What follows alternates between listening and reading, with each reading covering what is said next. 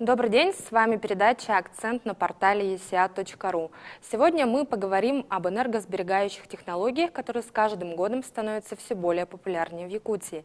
Они позволяют значительно снижать расходы на производство электрической и тепловой энергии, что весьма актуально в наших климатических условиях, где затраты на эксплуатацию объектов достаточно высоки. Подробнее об этом мы поговорим с нашим гостем, директором регионального агентства ресурсосбережения Алексеем Пахомовым. Пахомов Алексей Григорьевич. Образование. В 2001 году закончил Якутскую государственную сельскохозяйственную академию по специальности экономика и управление аграрным производством. Должность с 2012 года и по настоящее время директор ГБУ РСЯ региональное агентство ресурсосбережения. Область интересов: строительство, сфера энергетики и ЖКХ. Алексей Григорьевич, добрый день. Ну, для начала, пожалуйста, расскажите вообще, насколько велик потенциал Якутии по энергосбережению? В связи с нашими экономическими условиями и длительным отопительным сезоном 9 месяцев, конечно, потенциал энергосбережения очень большой. И потенциал энергосбережения у нас как бы и в части потребителя есть, и в части ресурсоснабжающих организаций. Ну и как мы все знаем, да, население, например, сейчас платит всего только 30%, остальное 70% субсидируется за счет бюджета республики. И эта сумма ежегодно увеличивается, и наша задача вот, в основном уменьшить вот эти затраты и бюджета республики, и оплата за коммунальные услуги населения.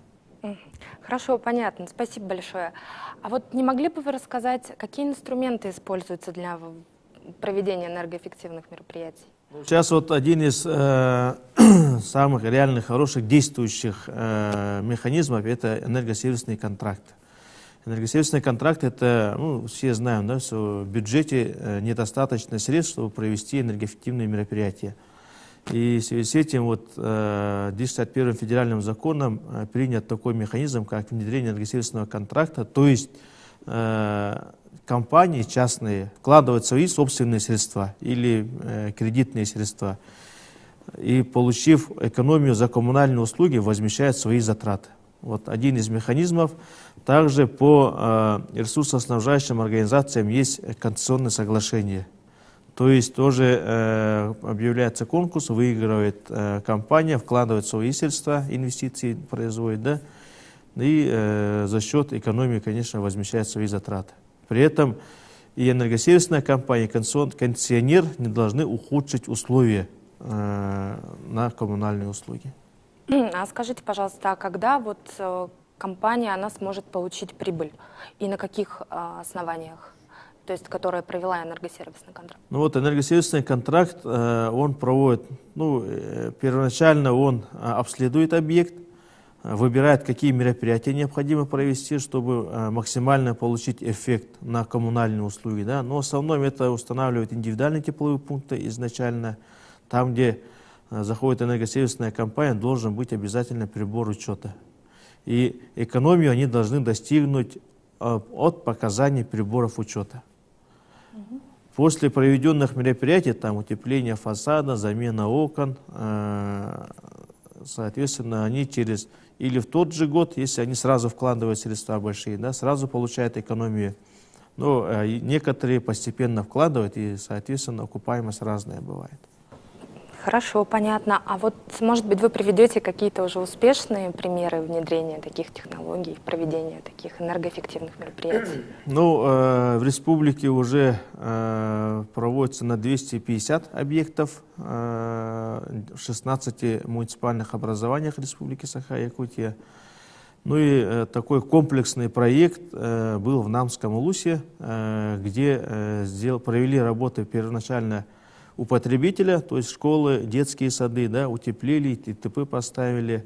Второй шаг должен был сделали теплотрассы, то есть поменяли на пластиковые с ППУ-изоляцией, уменьшили затраты на тепловых сетях, соответственно, да. Через тепловые сети у нас где-то потери достигают до 25-30%. Когда устанавливаем пластиковые трубы, там потеря по паспорту 2%. Фактически показывает, что потери нету.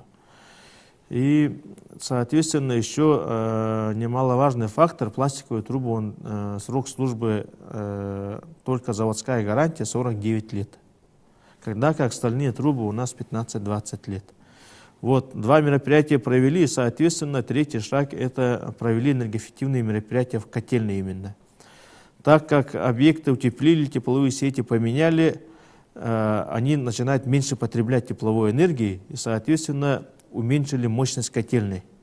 Уменьшили мощность котельной, установили котлы. Раньше от старых КПД котлов было 45-50%, сейчас новых котельных КПД, согласно закону, не менее 92%. Ну, соответственно, и насосы, и частотные регуляторы, все вот эти новые технологии по энергосбережению установили. И, соответственно, проводя комплексные энергоэффективные мероприятия, конечно, там получили потенциальный положительный эффект. Экономия достигла где-то 60%. Ну, это очень значительные результаты. А какие-то дальнейшие планы по внедрению? Ну, сейчас вот проводим работы с муниципальными образованиями, будем дальше внедрять энергосервисные контракты в бюджетных учреждениях. Также сейчас находится проект постановления правительства республики о внедрении энергосервисных контрактов в жилфонде. В прошлом году было поручение Елдархана Егора Афанасьевича, вот на основании подготовили и вносим изменения в законе по тарифам за коммунальные услуги.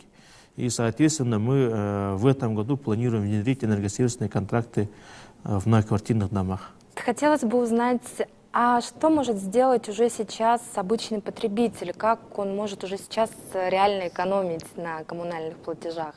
Что нужно сделать? Обычный потребитель, в многоквартирных домах обязательно должен быть общедомовой прибор учета.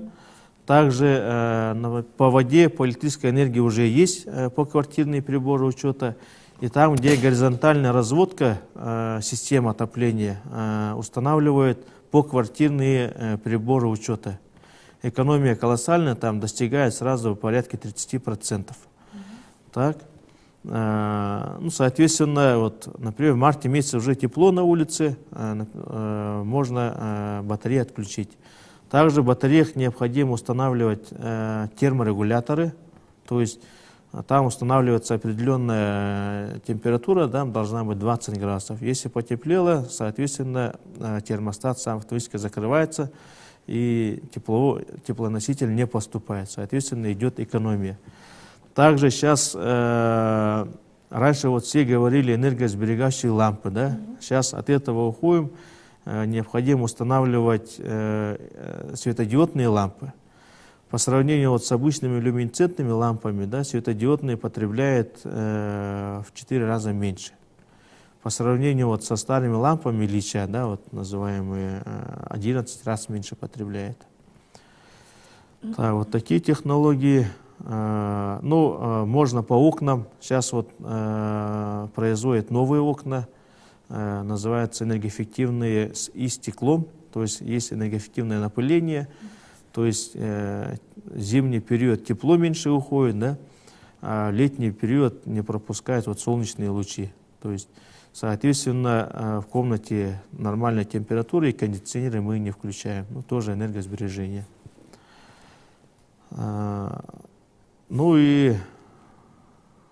По каждому многоквартирному дому еще есть постановление правительства Республики Саха-Якутия, да, 340-е. Сделали такой порядок, если по многоквартирным домам население экономит, тогда экономия на коммунальные услуги, которые уходили ресурсоснабжающие организации, они направляются главе поселения.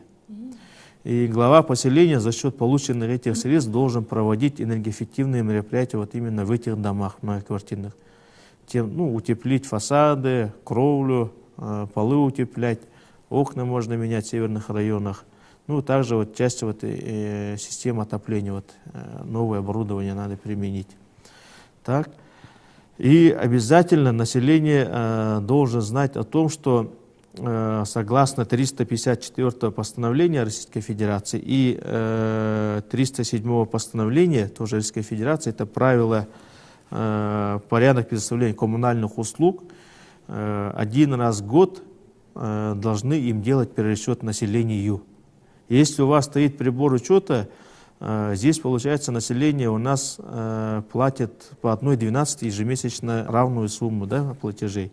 И по итогам года управляющая компания должна вам делать перерасчет по данным приборов учета. Вот каждый житель нашей республики должен об этом знать. К сожалению, немногие об этом знают и, соответственно, не обращаются в управляющей компанией.